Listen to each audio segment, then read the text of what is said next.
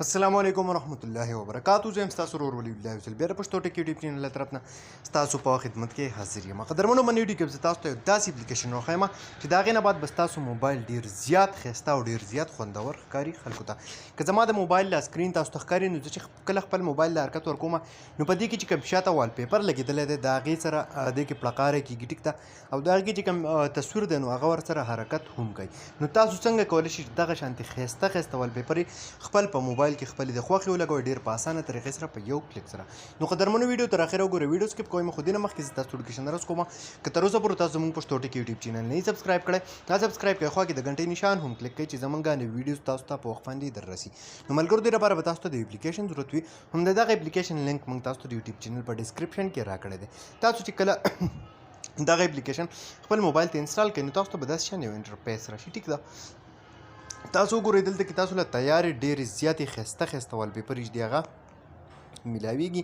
دې کې بیا دوه آپشن دی. اولنی دی بیسک ټیک ده. دا بیسک چې دی دا خو بالکل فری تاسو ته ملاویږي. ورپسې دی پریمیم.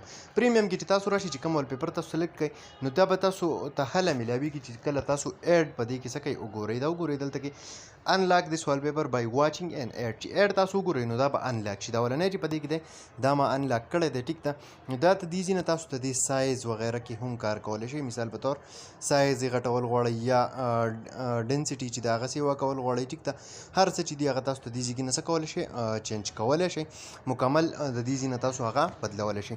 اوس که تاسو بیسک له راشئ نو بیسک چې تاسو لګوئ نو هغې کې تاسو نه ایډ میډ نه غواړي. مطلب تاسو هغه ډایرکټلی چې دی لګولی شئ.